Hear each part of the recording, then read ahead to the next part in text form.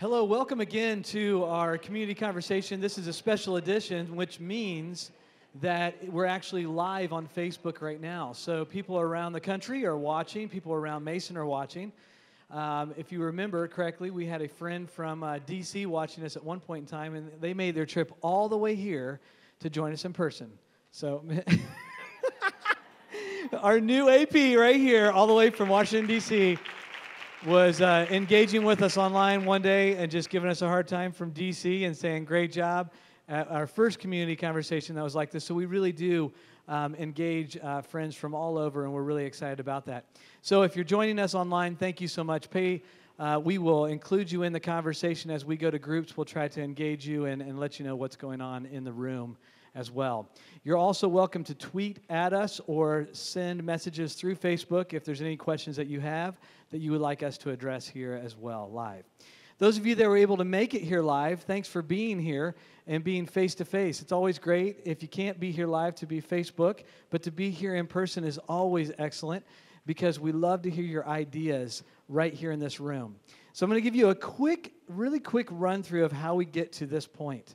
We started the conversations in homes. Community conversations started in most of your homes. I recognize a lot of your faces from the community conversations, where myself and Tracy and sometimes a member from our community, our city council, or someone that's working in the city or someone from our township will join you in your home to listen with you and kind of understand what's on your mind or about Mason City Schools and how we can make this experience great, not only for our students, but for our families as a whole, and how can we continue to connect with our community and make this a continually great place for us to all live and learn together.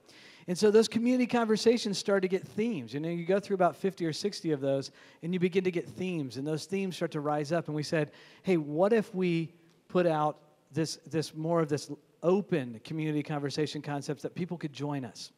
And so we started these special edition conversations where we would take one or two topics and we would bring them here so people could come together, and it wasn't just 12 or 15 of us in a home.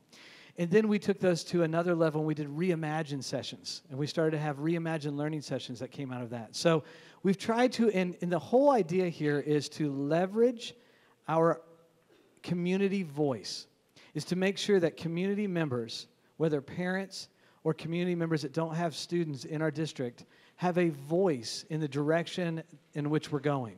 And so that's why we have this whole series of community conversations. Think of it as a crowdsourcing model. We're leveraging the talent and the voices and passion and purpose in our community to help us move forward to be more agile as an organization. So I'd like to introduce really quickly, if I've not met you in person, the Coopers moved here about a year ago. We are just blessed to serve in this community. We love living here and getting to know neighbors and new friends. I have 4 kiddos in the school system, and our oldest is a 7th grader and on down to 1st grade. And they're all over. You'll see us running all over the place. We did engage with some of you in this adventure and journey with a service dog. So thank you if you have encouraged us and supported us along that journey. Now we're on a 2-year wait list, and that's exciting for us to look at the opportunities for my son who has Down syndrome, and we're just excited to see where that will go. I have other kiddos in the district. One's getting ready to start a lacrosse game here in just a little bit, right next door, so we're excited about that. So you'll see us running around, and we just love engaging with people. So if you see us or my wife, Michelle, please pull us aside, say hi, introduce yourself. It's just great to get to know others, and we really do believe as a family in serving in this community because we believe in the direction that we're heading. This is not just a job. This is an exciting opportunity to live out what we believe. And so that's something that we bring as a family. So I always like to introduce. And then a couple of things I'd like to point out, because I mentioned to you that there's this journey of these community conversations. One of the things we know is that change takes time, and we want to change at the pace of trust. We don't want to change so fast that we lose people along the way. So part of the change process is engaging our community in conversations. And then to think thoughtfully about how can we make a decision that's going to have the right level of impact. We call it kind of the small moves toward this larger movement. And so some of the small moves that we've taken so far is we took a look at, and I wouldn't consider this a small move, as you know all the logistics in the background, But in the grand scheme of things, it's a small move in a direction towards a healthier community for our students to grow and learn. And that was to look at start times. And that was a 2-year process. And we studied that, we listened to our community, and then this year we began to engage. And we came to our community and we said, hey, we have 2 ideas, help us with that. Our community came back, gave us great insight. Our teachers pulled us aside, gave us great insight. And we came up with kind of a 3rd option that was better than the ones that we had originally come to. So that's one example of a move. And the reason behind that is because we knew that our students were telling us that there was just this concern with mental wellness. And mental wellness is a big conversation because it's not just start time, but start time is one step in a direction towards a healthier community because our kids get now another 30 minutes of sleep before they come in. So again, small move, but a move in a direction that we believe in. Second example, a specific example is through that process, we also discovered that we could save or recapture operational funds. If you remember, if you were here for that presentation, there's 2 big buckets of money that schools have. There's this operating funds that you can do all kinds of things with, and there's this other fund that helps with putting up roofs and structures, and Mr. Petrie could give me a list of all the things that we're looking at, and you can't really mix those funds. One's for more of the people, and one's for more of the things, if you want to think of it like that. Well, we were able to recapture some money that we could actually use towards people and resources to support mental wellness. And that idea came out of a conversation even with our teachers. So when we went around and we were talking about start times with our teachers, a teacher came up and said, you know, if you have the one start time at the Mason Intermediate campus, now is going to be Mason Elementary and Mason Intermediate at that campus. If you have one start time, and you recapture money because you're more efficient with your busing, your transportation, can you reinvest that, or would you reinvest that in supporting mental wellness? So we went back to our team, we talked about it, we said, what does this look like? And the answer was, absolutely. What a great idea. So another idea that came from our teachers that we're going to be able to put forward, and it aligned with what our parents and our students have been telling us about. So that's one step that is coming together. And so we have built a team, and it's still coming together in terms of the details. We had a meeting today looking at the logistics of that and how do we fit inside that. I've been out to partners in our community and asked them, would they consider matching us for a $150,000 match to begin to make that a more sustainable plan, that we could build a mental wellness team here at Mason Schools to support our students, our families, and our teachers. And so that would be something new that has not been done across Ohio, at least, in the schools that I've checked with, to have a coordinator helping us at the building level to coordinate care for our students as they need that with mental wellness. And then to be proactive in setting up programming for our teachers and how to support students in our classroom with mental wellness. So I won't go into all the details with that, but if you would like to hear more about that, you're interested or you have ideas, let myself know, or I'll even point to Jessica Stevens here in the front, either one of us or any of our administrators. If you have ideas in that, please let us know, because those are forming and we're starting to move forward on that plan. So as we heard themes come out of our community conversations, these are some of the pieces that we were hearing. We were hearing that we wanted to see more balance, connection, experiences, flexibility, play, mentoring, mental wellness, and you can read some of the other ones that are important to our community. And tonight we're talking about addressing a competitive culture. And I want to be clear, because we always want to be a competitive district, okay? So we're not saying competition is wrong or bad, but we have noticed that there are some unhealthy patterns with our competitiveness, and our students have told us this, whether it be the feeling or the perception that they need to take 7 or 8 advanced placement classes all at once, or whatever that is. And so and this is not just a high school concern. This is something that we're seeing at all levels, and it's definitely not just a concern inside our school buildings. It's a concern in our community, and it's a larger concern beyond our community. And it's not just one that we are having here at Mason City Schools. As I talk to my colleagues at Hilliard and in Upper Arlington and in Lakota, they're working through some of these same concerns, this competitive nature of wanting to do these great things, but going beyond what is healthy and well. And making sure for us as adults in this room to make sure that we're setting up a system that is healthy for our students. So don't hear me say that competition is bad or wrong, because we love being a competitive district. We love being a place that is a destination district. But we don't want that to move into a place that's unhealthy for our kids or putting our kids in a spot where they don't feel well anymore because of the decisions that they're making.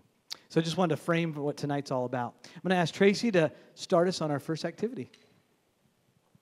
Thank you so much, Jonathan. And I'm going to invite our high school counselors who are here with us tonight to come to the stations and then I'll just introduce them as well.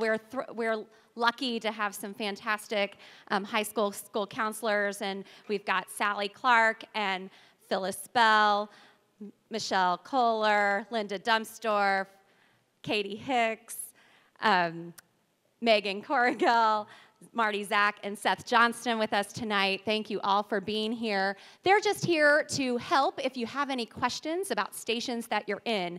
But what we wanted to do was to have this be a little bit of an interactive moment for us. We've culled together, the high school team has culled together, and I do want to reiterate what Jonathan Cooper just shared. This is not just a high school issue. So for those of you who don't have high school students yet, we're so glad you're here, because this culture of competition, the unhealthy culture, doesn't start, oh, I stepped in at 9th grade and all of a sudden I'm super competitive. We know it doesn't start then. So keep that in the back of your mind.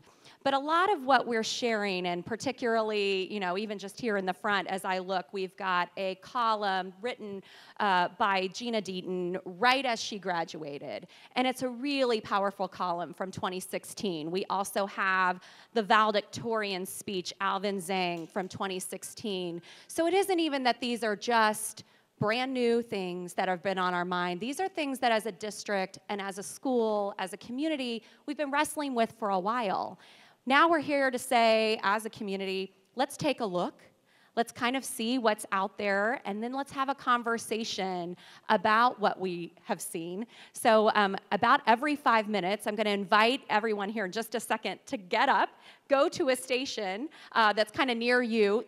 There are stations on either side, so go to the front, go to the back of the whiteboards, and we're going to give you about 5 minutes at each station. Then you'll turn, you'll go to the next one, and then we'll come back for a conversation. So with that, go to your station that you're most interested in to start out. And if there's too many people at that one, hit the other side.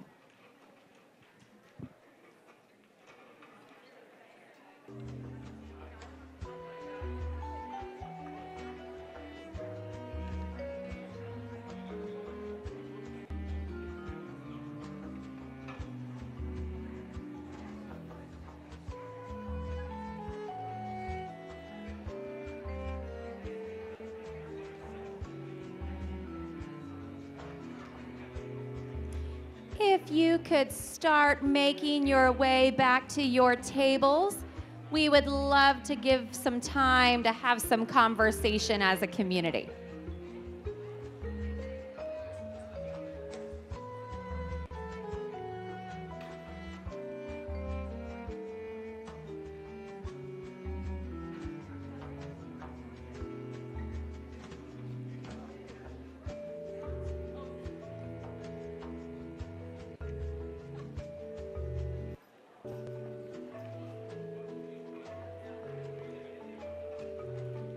Your tables, you have some prompts for some ahas and some what else's. Your table talk, your table tents also give the directions for that. For our friends who are joining us from Facebook Live, we would offer that you could also join this conversation by going to menti.com and using the code 14493 to also put in your feedback that we can collect and use tonight.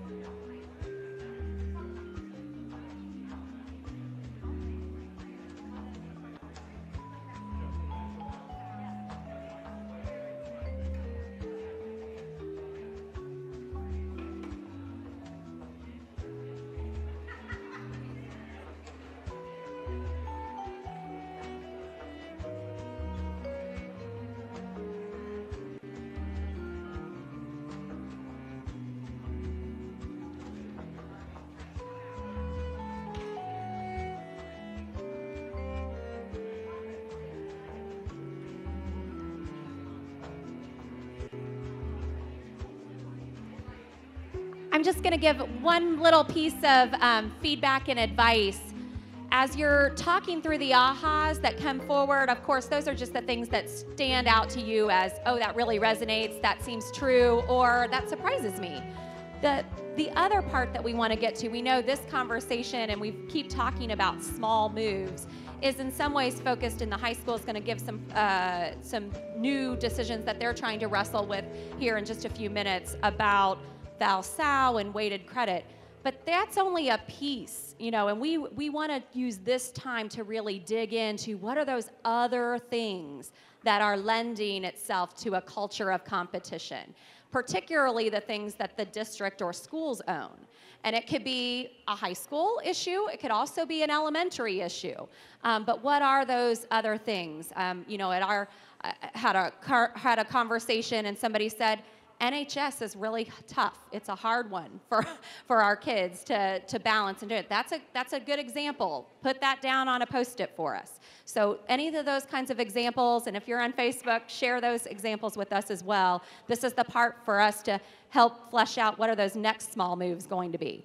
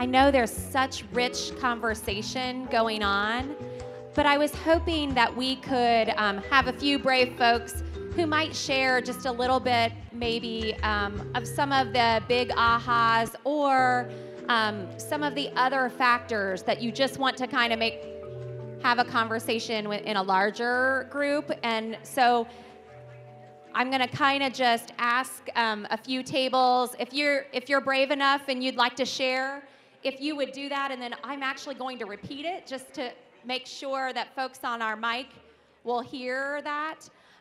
So if we have some brave folks who want to just kind of maybe share one of the big ahas or another factor that you kind of really identified that's adding to our culture of competition.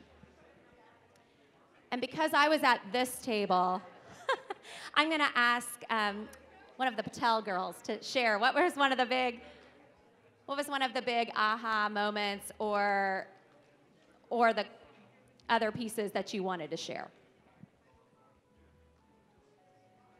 Say it real loud.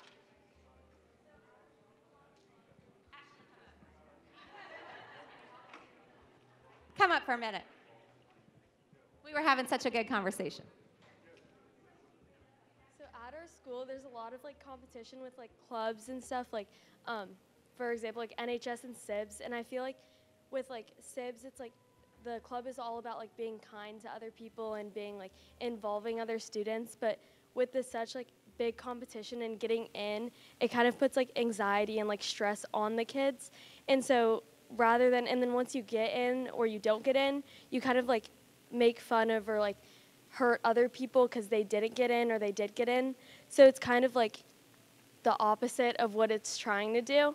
So I feel like a lot of people are like getting stressed out with like applying with like SIBS and NHS or like even other clubs, and they get like hurt by others, like hurting them when they don't get in or when they do get in because they don't feel like they did enough or they weren't good enough to be in the club.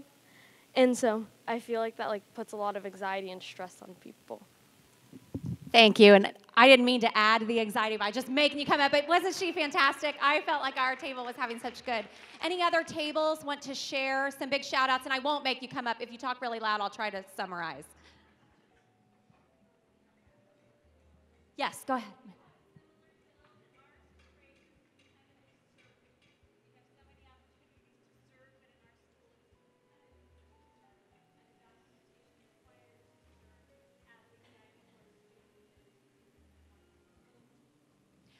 Great build even from this table, saying, Mindy shared, we have a culture of almost competitive service. So even the wanting to serve becomes a competition, and it's so laborious to do that it actually takes away the passion that kind of can be the place that feeds people's fire and makes them excited. So thank you, good build. Other places that, yes, go right ahead.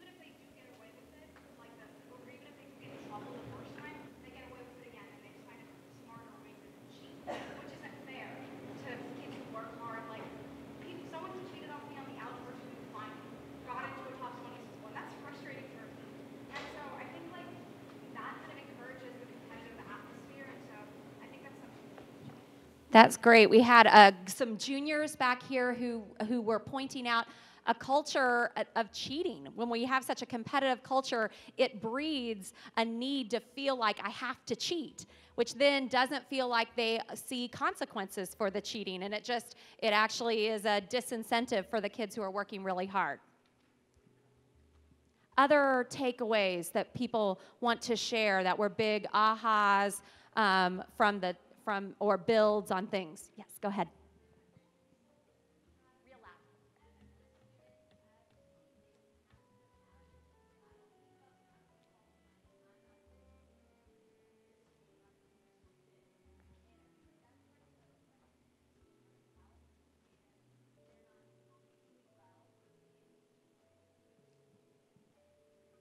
So I love that. You're saying our students have a very short-term mentality. They are looking at, I've got to get into college, everything I'm doing is just college, and they're not focused on, what do I really want to do? What do I really want to be? Who do I want to be?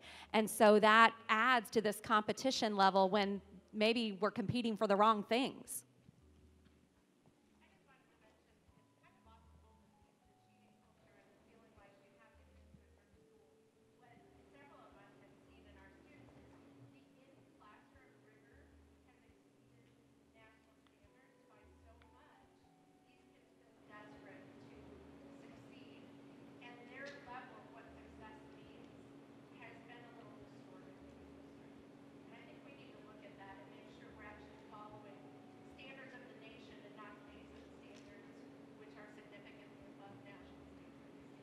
Thank you. Becky shared Mason standards are often exceeding the national standards, and that creates a kind of an unnecessary feeling the need to that you're never good enough because what you're trying to achieve doesn't always line up with what would be required on a national level.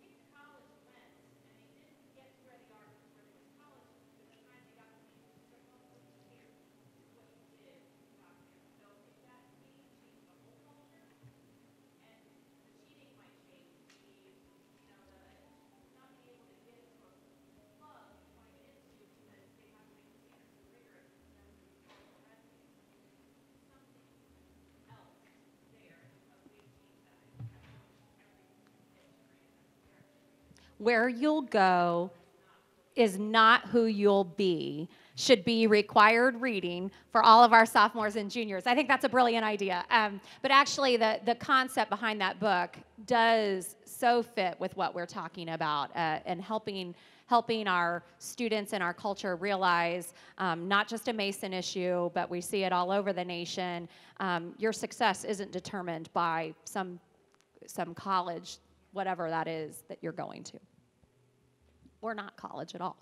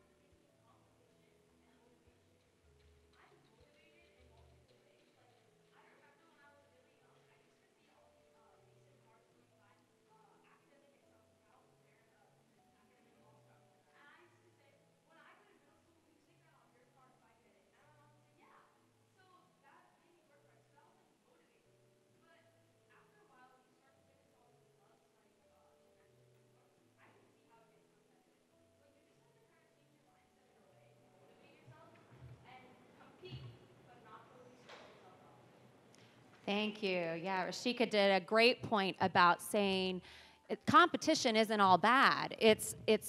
But it needs to be intrinsic. It needs to be self-motivated versus trying to compare and compete against other people. Find your own passion and get excited about that.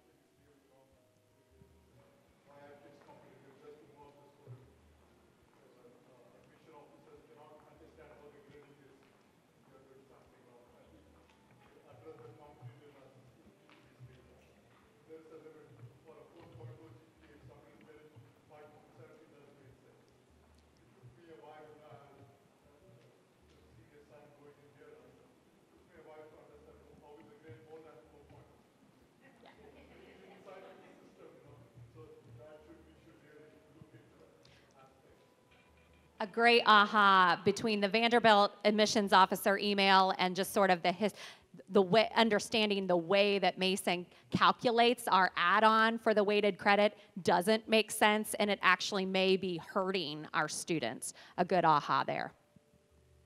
Matt Steele, our board president, thrilled to have you with us.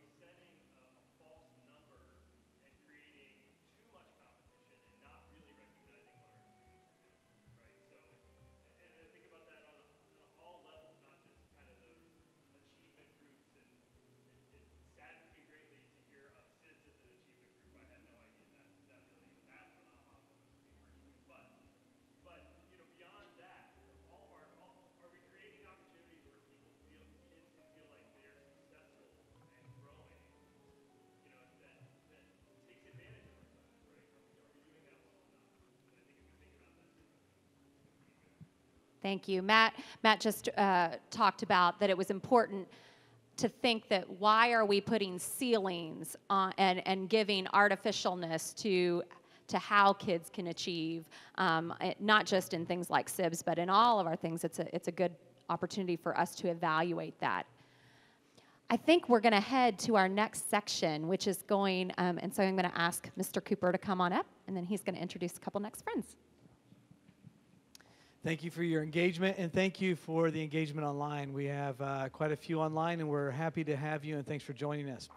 So our next section is going to be an update on a conversation that we've been having at the high school. So you've talked a little bit about all grades and a lot of different aspects, so we're going to dive right into one specific thing, and it's another step that we're considering. So that's why we want to get your feedback and your thoughts. So I'd like to ask Shauna Bumiller, our associate principal at the high school, and Mr. Bobby Dodd, our principal, our head principal at the high school, to come on up, and they're going to walk us through some of the things that they've been a part of with our students and the rest of our staff, and you'll hear a little bit about what they're considering. Thank you, Jonathan. So for those of you that don't know me, I am a part of the Mason community as well. I have two children in the district, one in 7th grade and one in 5th grade. And my husband is part of the community as well. He coaches lacrosse here at the high school. Well, I wasn't going to call attention to that because, but yes, he is having a successful season because of our students and their love of lacrosse.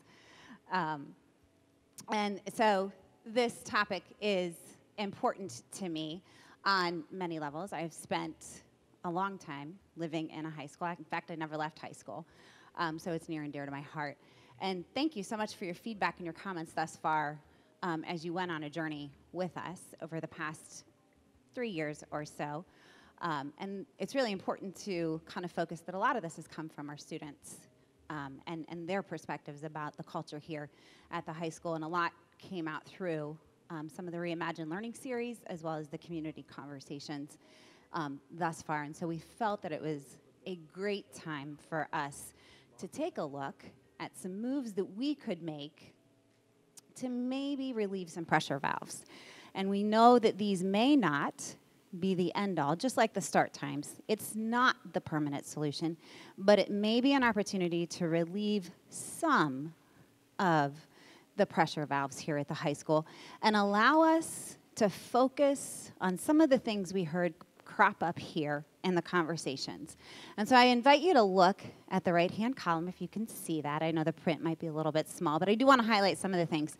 We want to move our culture here at the high school to more of a focus where students are choosing courses that are based on their interests and their passions and allowing them to experience different things, both inside the walls of the high school and outside the walls of the high school, because they are interested in that and because they just want to try something new. We want them to focus on their overall health and making brain health a part of that entire conversation as they are thinking about what they do on a daily basis. We want them to think about how they can make a difference in their community, not only the MHS community, but the community at large and the global community through their learning experiences. And we want them to focus on how to become a self-navigating learner and what that looks like through productive struggle and through engaging in rich learning experiences. And so as you look at the left-hand side, all the less focus is what we kind of already talked about. And so I'm not going to highlight a lot of that, but it is helping to reduce that competitive culture here at the high school. And he's got it. He's got it. The one in the middle, now to me this is a bit of a shock. Some of you don't have high school kids, they start them. But we have kids that take classes. We have kids that take, oh, I have to use it? Okay. Oh, I love FB. I love Facebook. We have students that take classes like CCP classes, College Credit Plus, AP classes, in order to get their GPA boosted up. So not because they want to, not because they desire to, they take it to get their GPA up to compete with kids in their class because those students are taking the classes to get their GPA up. So that, when you look at the chart, the middle one, if you don't have students in high school, or if you're like me, have students in high school, but they're not taking those type of classes, or like when I was in school, I wasn't that type of student, you have to remember that. There's students that are taking those classes to bump up the GPA instead of really desiring and wanting and being interested in that subject area. Well, if they can't make it, why don't we just make it a video? Because they would be... And so one of the proposals that we're going to talk about tonight is changing our current weighted credit system. And our weighted credit system is what is known as an add-on weighted credit system. And one of the conversations we had at our table was we had no idea that we had GPAs above a 5.0 here at the high school, and we have a lot above a 5.0. And the reason that we do is because of that current system. Our current system calculates the GPA using what you probably know is a traditional calculation, where an A is a 4, a B is a 3, a C is a 2, so on and so forth. You calculate the GPA based on the credit that is available for the class. You get a quality point calculation. And then AP and honors courses have an additional 0.06 add-on for 1 credit. The class is worth more than 1 credit, which we have a few courses like that at the high school. There's more of an add-on. And that gets added straight on to the GPA after it's calculated. There is no ceiling to that GPA, and thus why the GPA can go above a 4.0 and up and up and up. So if you visited the artifact station back there, that's why you saw it creeping up and up, because there is no ceiling, there is no cap on that. And as Mr. Dodd was talking about, with the onset of College Credit Plus in the 2015-16 year, those courses get a .06 add-on per semester. And that increased the gamification of GPA across the state of Ohio. Because students can earn more add-on credit here at Mason High School in a semester or over the summer than they can over the course of a year.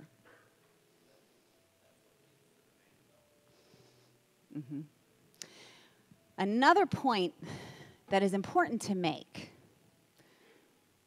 weighted credit systems really came into existence with the onset of AP. It's a coevolution. I was talking with the gentleman here in the red jacket. I went to high school in a 4.0. Yeah, so did I. There's a reason when AP became more popular, a lot of kids, well, they're not taking AP. Why aren't they? It's a lot of work. And so there became this carrot and stick model. What are we going to do to get them into AP courses? Let's give them something. And the weighted credit system co-evolved with that. And so you'll see across the nation, weighted credit systems really became robust right around 2000, 2001, and that's where you see Mason. That's when we started. Mm-hmm.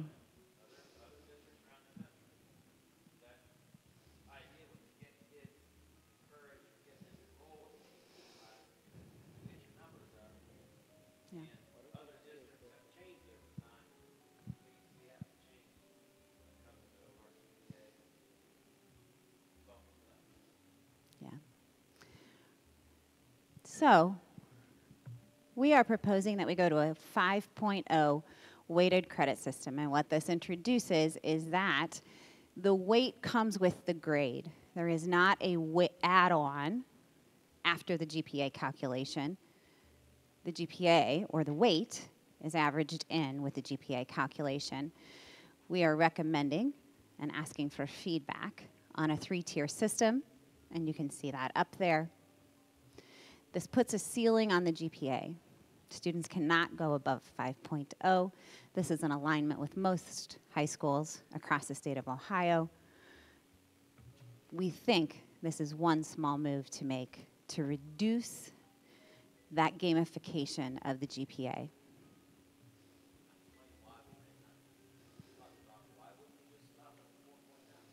Oh, that's a great. So our students suggested, we really would like you to not weight anything. Can you just take the weights away? Kids are going to take AP courses because it's a good learning experience. We really feel you don't need that carrot and stick model anymore. Can you just take the weights away? They were asking us, and these are students that are enrolled currently in AP courses. They were asking us to take the weights away.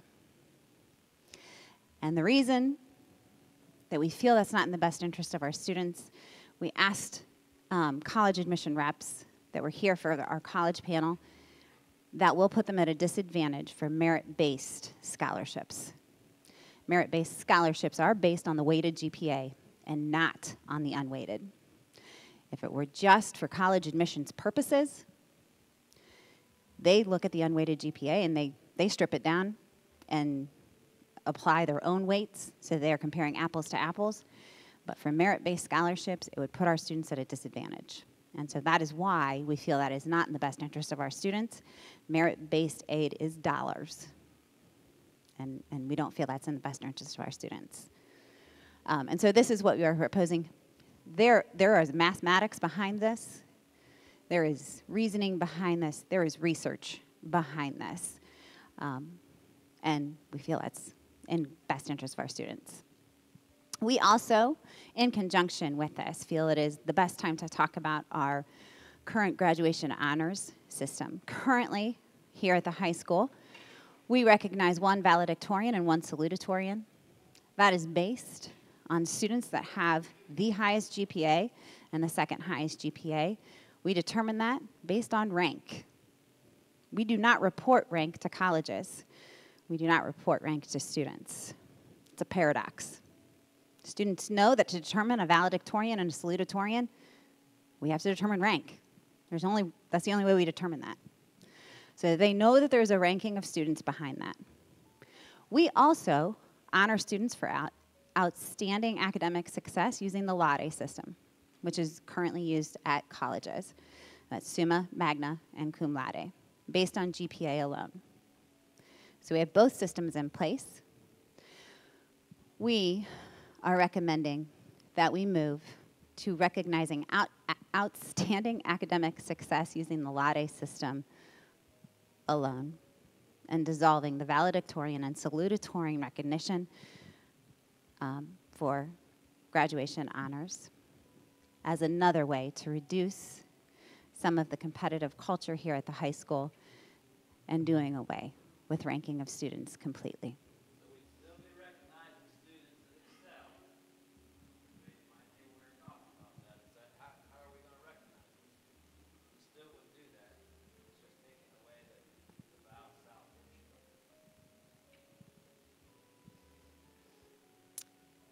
And so now, Tracy, I'll turn it over to you. So at this point, if you'll flip your papers over, and we'll just invite you to do some more conversations, but just flip your sheets, and we're just going to have a little bit of feedback on just kind of in general, talk amongst your table. Do you agree or disagree with the proposals? And then what we'd love is if you could have one section kind of be for your fears and one section be for the benefits. We'd love to have some of your feedback. And same thing for our friends on Facebook. If you want to share in the conversation with us, talk to us about what you've just heard and what you might have concerns about, and maybe some benefits that you might see from the proposals.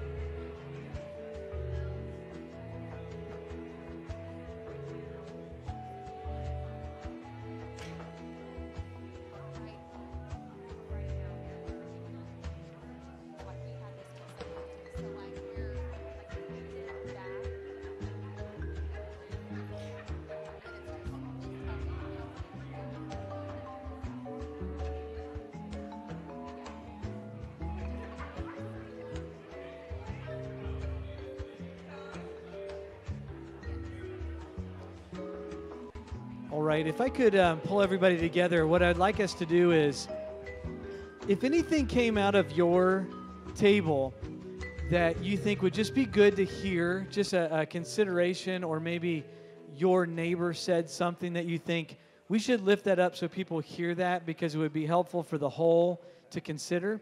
Do you mind sharing that? So I won't go to every table, but if you had a comment at your table or an aha or something that was written down on your columns of benefits or fears, do you mind sharing?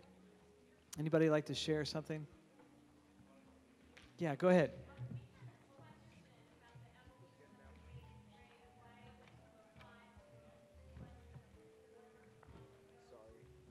So the question, if I'm hearing it correct, and I don't know that I'll be able to answer that right here live, but the evolution from a 5 in the weighted grade down to a 4 or below?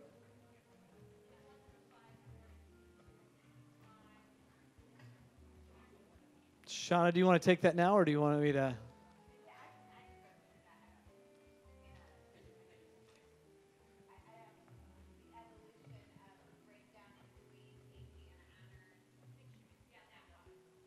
This one here?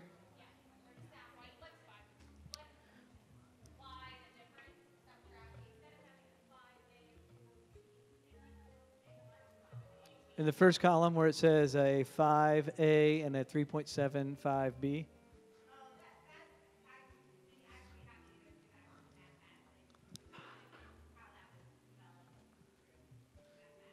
So there is a mathematical equation of why it doesn't go, because you were wondering why it doesn't just go 5, 4, 3, 2, 1.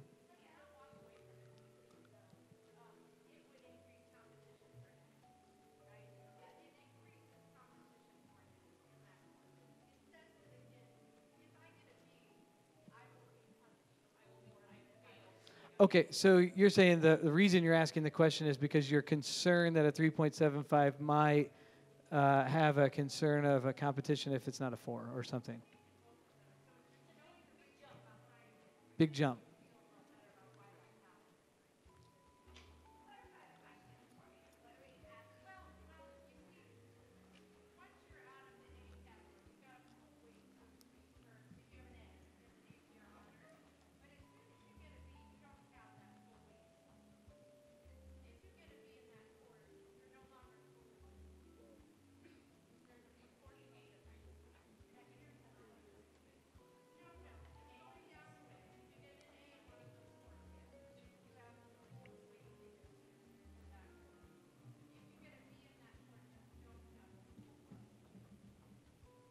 In the first column.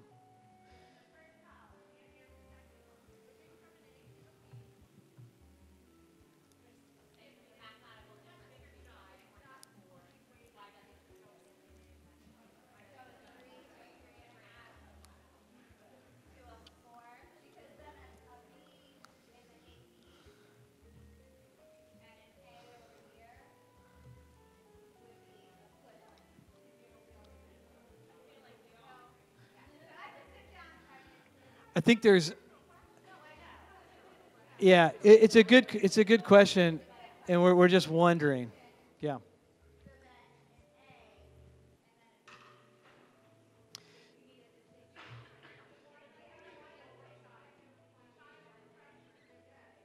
It's a good question. Why not take a regular class and get an A instead of an AP course? I think those are all good conversations that we probably could have hours of philosophical conversation around. What's the difference between an AP course and not an AP course, and why a 4 compared to a 3.75? And we're not shying away from it, but I don't know that going into a deep dive right at this moment is where we can, but we could stay around and talk a little bit more about that for sure. And we can look at that and wonder if that's something that we should reconsider or look at.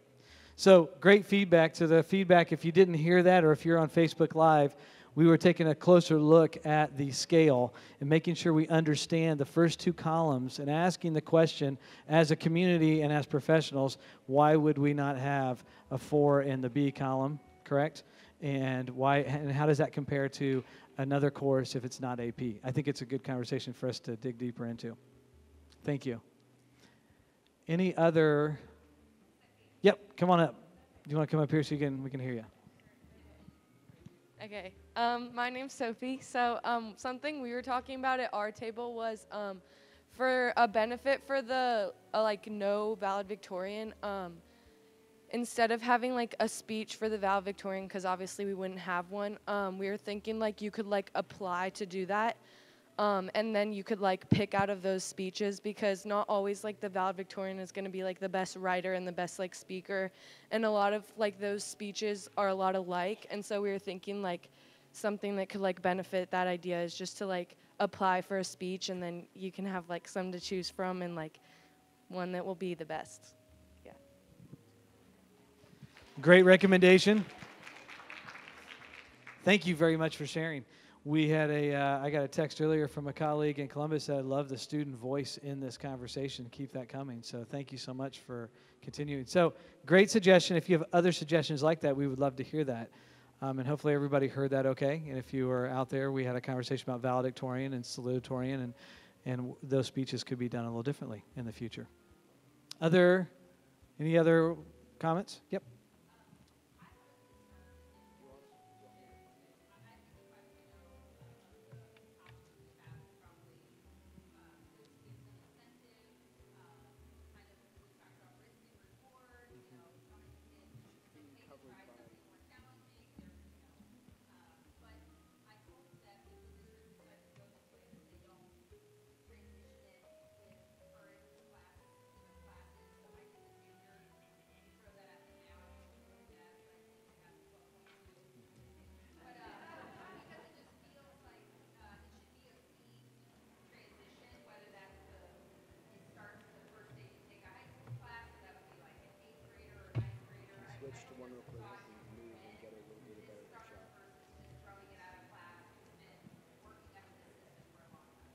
It's a good question. So if you're online, you didn't hear that. The question about, and the feedback is, there's some concern about how this rolls out. And have you thought about, do you roll it out sooner or later, and how does that go? And so that is a conversation that we have had a lot around, because there's lots of logistics to make that happen, as you can imagine.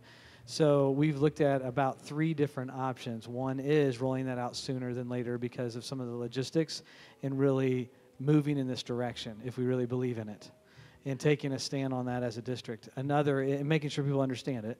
Another is a slower rolling, but then we questioned ourselves, if we know this is the right thing to do, why would we do that? And so we did have a lot of back and forth, and we would encourage more conversation and more feedback, because we had the exact same concerns that hit our radar, and we said, well, let's bring this to our community and let's talk that through. And we didn't go into detail of all the background logistics to make this happen. We even talked about running some parallel systems, but it was too much for us to do well, because then you're asking teachers to keep multiple grade books in all kinds of levels, and now we get into all kinds of logistics that it's going to cause another stress. It's not going to be healthy for us in a district. So we're still talking that, and we can explain maybe some more detail if a little further here in a minute.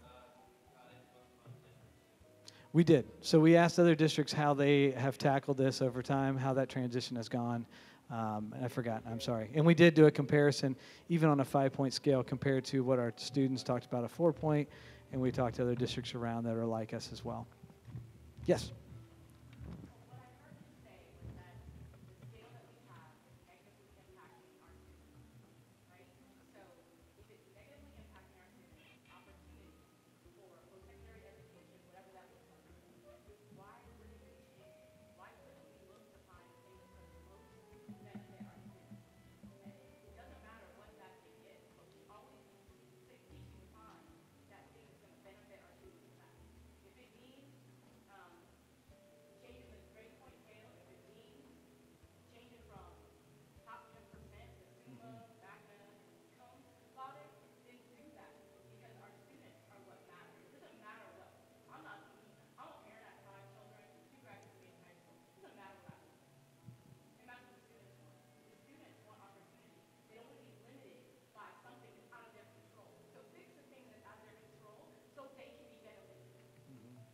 So if from online, if you're tuning in just to hear the comments, so the nature of that I'll summarize is keeping our students at the center of our decision making and doing what's best for them, and working out the logistics as adults as we need to make sure that the system is set up for our students to be successful and healthy within that.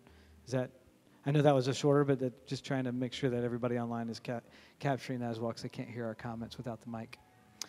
All right, anyone want to have one last comment before we start to wrap this up, and then we'll head our different ways? Scanning the room.